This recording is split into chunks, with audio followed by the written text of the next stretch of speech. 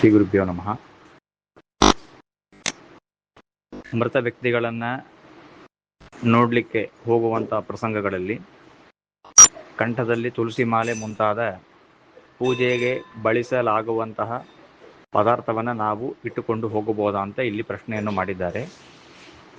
ವಾಸ್ತವಿಕವಾಗಿ ನಮಗೆ ಮೊದಲೇ ವಿಷಯ ಎಲ್ಲವೂ ತಿಳಿದಿದ್ದರೆ ಅವರ ಭೇಟಿಗೆ ಹೋಗಬೇಕಾದರೆ ನಾವು ಎಲ್ಲ ತುಳಸಿ ಮಾಲೆ ಮತ್ತು ವಿಶೇಷವಾಗಿ ನಮ್ಮ ಗ್ರಹ ಪ್ರೀತ್ಯರ್ಥವಾಗಿ ಕೆಲವೊಂದು ಹೋಮಾದಿಗಳನ್ನು ಮಾಡಿ ಈ ಕಲ್ಲಿನ ಉಂಗುರವನ್ನು, ಉದಾಹರಣೆಗೆ ಹೇಳಬೇಕಂದ್ರೆ ಮಾಣಿಕ್ಯದ ಉಂಗುರವನ್ನು, ಮುತ್ತಿನ ಉಂಗುರವನ್ನು ಹಾಕಿಕೊಳ್ಳ್ರಿ ಅಂತ ಈ ರೀತಿಯಾಗಿ ಹೇಳಿರ್ತಾರೆ.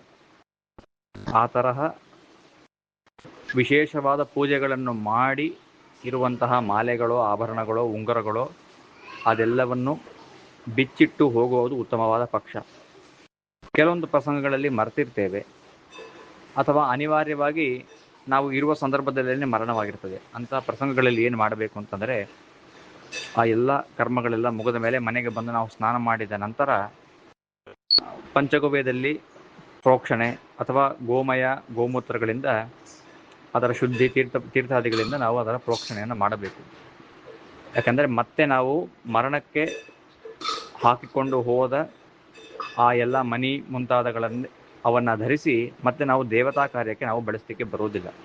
ಹಾಗಾಗಿ ಮತ್ತೆ ನಾವು ದೇವತಾ ಕಾರ್ಯಕ್ಕೆ ಆ ಮಣಿಗಳನ್ನು, ತುಳಸಿ ಮಾಲೆಯನ್ನು ನಾವು ಹಾಕಿಕೊಳ್ಳೋದಾದರೆ ಪಂಚಗವ್ಯ ಪ್ರೋಕ್ಷಣೆ ಮಾಡೋದು ಉತ್ತಮವಾದಂತಹ ಪಕ್ಷ.